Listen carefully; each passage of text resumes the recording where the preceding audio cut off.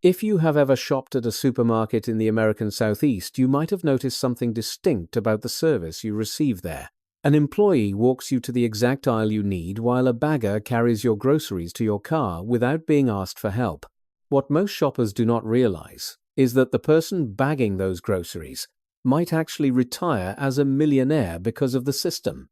Publix Supermarkets is the largest employee-owned company in the United States, where 80% of shares belong to the current and former workers. The founding Jenkins family retains only 20% of the shares, while the rest is distributed to the associates through a formal ownership plan. The company has operated for 95 years without conducting a single economic layoff through the Great Depression and every major recession since then. Publix has grown to $59.7 billion in annual revenue, with 1,400 stores across 8 states in the southern region. In South Florida, they command over 60% of the market share, which is more than all of their major competitors combined today. They achieve this dominance despite charging prices that are 60 to 70% higher than Walmart. The company has been profitable every single year since 1930, and its stock has delivered average annual returns exceeding 16% for decades. Please comment simplicity if you value this system. The architecture of silent wealth creation. Publix exists as a heterodox challenge to the conventional corporate orthodoxy of the modern business world. While most companies treat labor as a cost to be minimized, Jenkins viewed employees as partners. This belief created thousands of millionaires from workers. Those who started as baggers or stock clerks found themselves accumulating massive wealth over their careers. One store manager who began his journey at age 14 retired with over $5 million. A produce manager who invested wedding gifts into stock accumulated over $10 million in shares. The mathematics underlying these outcomes reflect compounding power applied consistently over many decades of steady employment. The company stock delivered 16% annual returns, while automatic allocations provided roughly 8% of salary in stock at zero personal cost annually. A long-tenured employee can easily exceed wealth. This employee stock ownership plan operates through 3 distinct mechanisms that allow for massive capital accumulation. The profit plan automatically allocates company stock based on compensation without requiring any personal financial investment.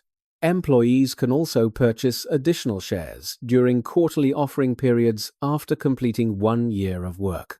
The 41K Smart Plan permits associates to allocate their retirement contributions directly into stock. The stock price trajectory demonstrates this growth clearly, rising from $15 to over $20 per share in just one single calendar year. This represents a 32% annual increase. Because Publix remains a privately held company today, it avoids the short-term quarterly earnings pressures.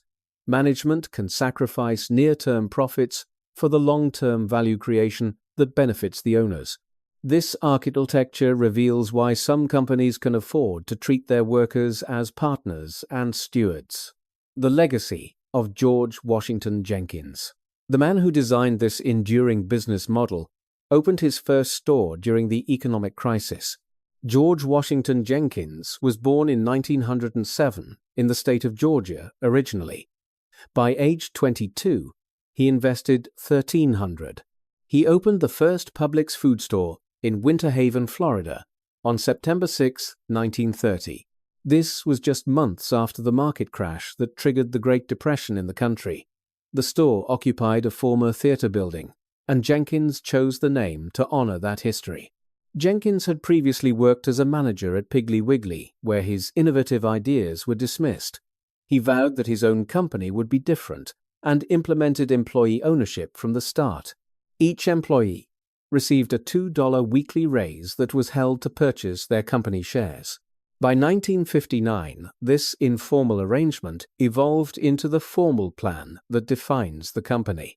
The defining moment came in 1940, when Jenkins mortgaged his grove for $25,000 to build a true food palace. This store featured innovations that were truly revolutionary. It included air conditioning, and electric eye doors, along with fluorescent lighting and wide grocery aisles. Jenkins drew inspiration from shopping center concepts he observed during seeking trips across the entire country. World War II shortages prevented further construction, but he purchased a 19-store chain in 1945. He moved the headquarters to Lakeland in 1951, where it remains 74 years. Jenkins possessed an unquenchable thirst for innovation and took risks that his competitors often avoided entirely. He built his own shopping centers when developers refused to meet his high standards for retail. The rule of zero layoffs forever. The most extraordinary characteristic of this grocery empire is the record of zero economic layoffs ever. This record challenges the fundamental assumptions about labor flexibility taught in the most prestigious business schools. Through the Great Depression, when unemployment was high, Publix never conducted mass layoffs for financial reasons. This policy does not protect poor performance, but ensures no associate loses a job for economics. It reflects the belief that workers should not suffer for macroeconomic factors they cannot influence personally. Every subsequent leader has maintained this sacred obligation, despite the pressures that would break most corporations. Operational strategies make this no-layoff policy sustainable without compromising the financial performance during a slowdown. The company reduces employee hours before considering any workforce reductions to maintain the existing relationship bonds. Natural attrition allows for workforce adjustments through voluntary resignations and retirements during the difficult economic periods. They simply slow or pause hiring during crises rather than pushing their existing employees out the door. Internal redeployment moves associates from slower departments to busier areas using broad cross-training techniques. During the 2008 recession, while others retrenched, Publix aggressively acquired 49 store locations. This was the largest acquisition in company history, executed at the depths of a global crisis. While competitors shed workers, Publix reported an 8% increase in net earnings during that period. Research supports the proposition that employee-owned companies experience bankruptcy at half the rate of others. Maintaining this record requires leaders who think in decades rather than quarters to ensure long stability. Please comment on your thoughts regarding failure and resilience in the face of economic downturns below. We value your perspective on how systems can protect the individuals who build them every day. The empire built by the baggers. The leadership pipeline relies almost exclusively on internal development, producing a unique pattern of executive succession. Every chief executive officer in the company history rose through the ranks from entry-level positions. This sends a message to the frontline workers. Ed Crenshaw began as a front service clerk in 1974 before becoming the leader. He steered the company through the Great Recession and the major acquisition of the Albertsons stores. Todd Jones also started as a clerk in 1980 and became the first non-family. Kevin Murphy, the current leader who assumed the role recently, also began as a simple bagger. The current president started as a clerk in 1991, continuing the pattern of growth. Every executive once bagged groceries and stocked shelves during their early days with the grocery chain. George Jenkins embedded 6 philosophical principles into the culture that continue to guide the daily operations. These include investing in others by sharing profits and giving back to the communities they serve. They prepare for opportunity by filling 90% of management positions with the internal talent pool. The leaders are expected to be visible and accessible to the associates by visiting the stores. This distinguishes the company from competitors, where the executives rarely see the actual frontline retail operations. Leaders with decades of experience understand the business intimately, having worked every single position themselves already. George Jenkins personally visited his stores until the week of his death in 1996. His daughter served on the board for decades, donating over $25 million to charities. The family chose to cede operational control to professional managers, who rose through the ranks internally. The dark side of the crown. The model has survived 95 years, but the 21st century has brought new tests. While the company valuation and market share are impressive, recent challenges have tested the cultural limits. Tensions have emerged between the stated values and the actual practices under the pressure of crisis. During the pandemic, the response lagged behind the competitors in ways that damaged the corporate reputation. The company initially prohibited workers from wearing masks due to concerns about scaring the loyal customers. This decision placed the service model above the protection of the workers who made it possible. Gerardo Gutierrez was a 70-year-old worker at a Miami store who wanted a mask. He was prohibited by the store policy and worked near a colleague who was showing symptoms. He died in April 2020, and his family filed a wrongful death lawsuit against Publix.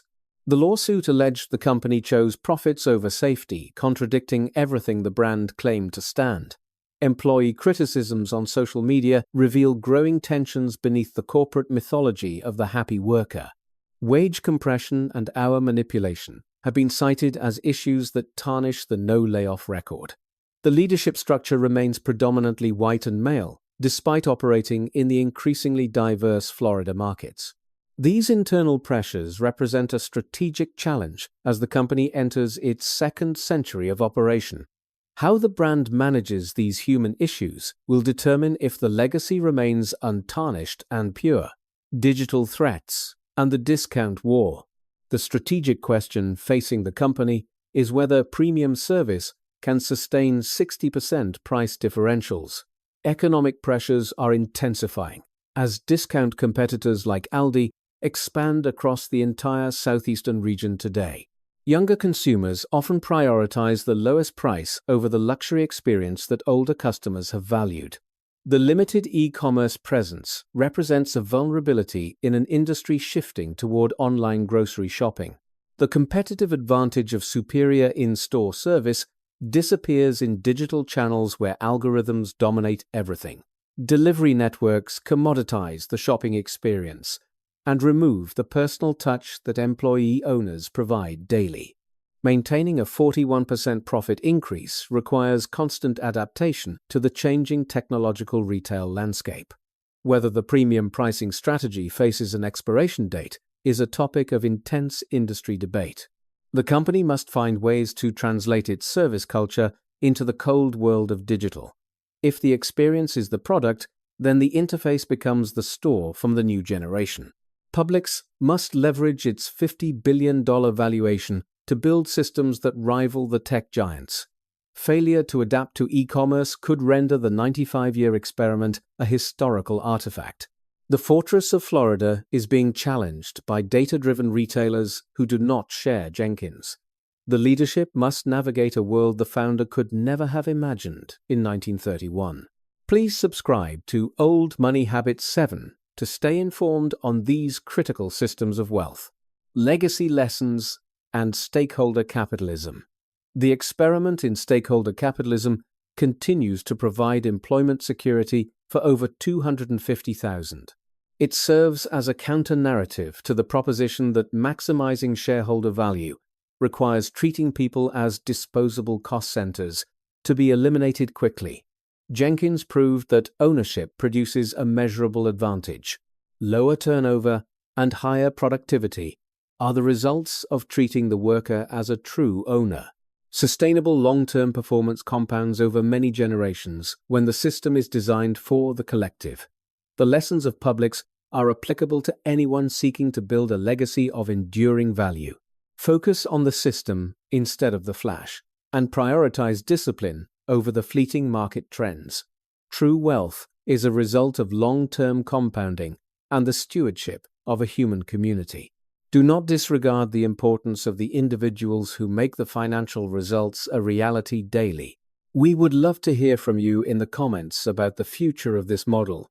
Do you think employee ownership can survive the pressures of digital disruption and the discount competition? Or does the premium strategy face an end as the consumer behavior shifts toward the cheapest? Thank you for joining us for this episode of Old Money Habits 7 as we analyze. We look forward to the discussion below and appreciate your time spent learning with us today. May your own systems of wealth and discipline bring you the security and the peace desired. Remember that a company without a soul is merely an empty shell with no real value. Build your life on principles that survive the depressions and the pandemics of the future world. True luxury is the security of knowing that your system is built to last forevermore indeed.